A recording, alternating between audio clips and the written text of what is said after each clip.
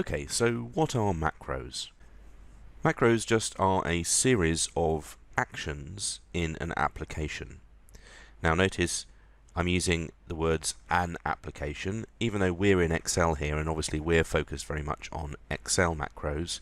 It's worth knowing that macros can apply to a number of different applications. So this series of actions in an application that we record and then play back and repeat when we want to do the same job again. So it saves us doing repetitive tasks. So VBA, or Visual Basic for Applications, is the programming language that those series of recorded actions get stored in. And we'll look at how those get stored and where they get stored a little bit later on in the session. So those two important bits of information we need to know about macros and VBA.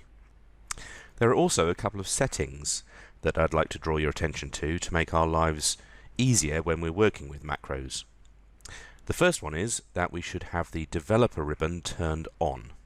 So you can see here, if you look at my ribbon selection at the top, I have the developer ribbon turned on.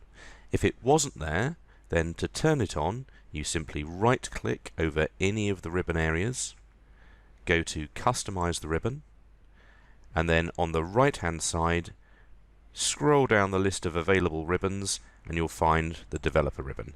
And if you don't have it visible, you'll see it's unchecked here, and if you do have it visible, it will be checked here. So all you need to do is tick it, click OK, and then the developer ribbon will be turned on for you. The second thing that we need to check is down on the status bar next to where I have the ready message or the status message, you should have a little button. Now, if you do have this little macro button here, that's fantastic.